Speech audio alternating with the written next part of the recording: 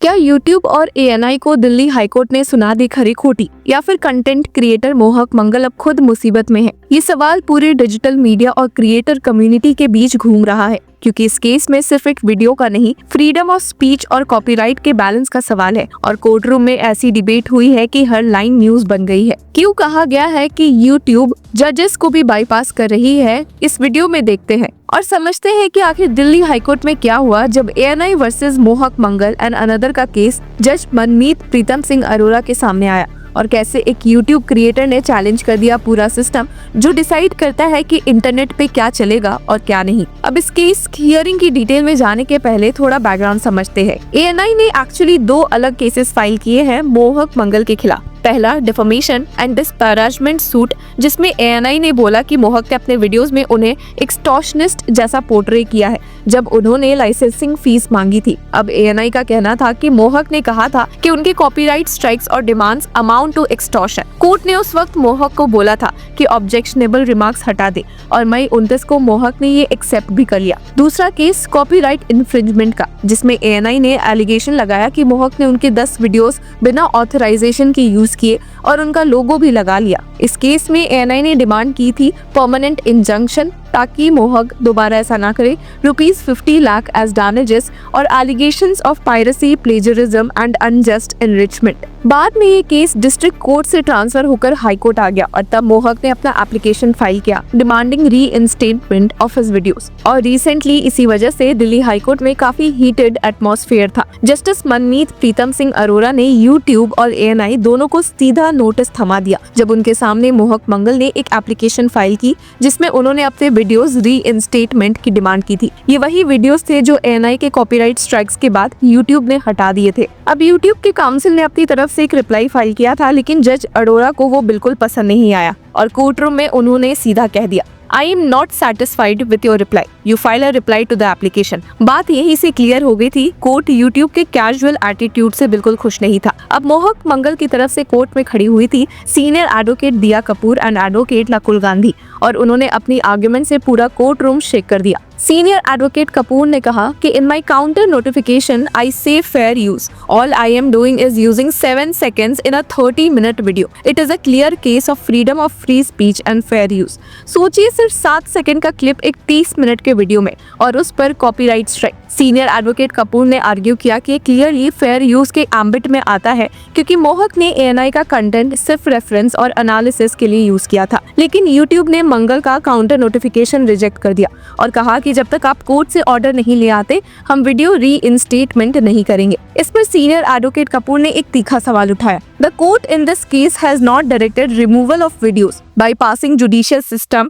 This sovereign function is being discharged by YouTube, where they have decided that this video cannot be reinstated. मतलब सीधा कह दिया कि YouTube ने court के बिना ही जज बनने की कोशिश की। ये बात कोर्ट रूम में एकदम इम्पैक्टफुल थी, और जज ने भी इस ऑब्जर्वेशन को लाइटली नहीं लिया। अब अपनी एप्लीकेशन में मोहक मंगल ने लिखा था कि YouTube के डिसीजन की वजह से उन्हें इररिपेयरेबल लॉस एंड हार्म हो रहा है। एक कंटेंट क्रिएटर के लिए वीडियो सिर्फ कंटेंट नहीं, उनकी आइडेंटिटी और लाइवलीहुड दोनों होते हैं। जब बिना किसी जुडिशियल ऑर्डर के वीडियोस हटा दिए जाते हैं, तो ये उनके फ्री स्पीच के राइट्स को भी डायरेक्टली हिट करता है। उनका कहना था कि YouTube का internal policy we will reinstate only after final court outcome creators के लिए अनफेयर और अनरीजनेबल है, क्योंकि जुडिशियल प्रोसीडिंग सालों तक चल सकती है, तब तक क्रिएटर का काम, रीच और इनकम दोनों चला जाता है। अब एएनआई की तरफ से आए सीनियर एडवोकेट सौरभ किरपाल और एडवोकेट सिद्धांत कुमार, और उन्होंने एक प्रैक्टिकल लेकिन एकदम फर्म सजेशन दिया। I have a suggestion, if you edit the video removing my video,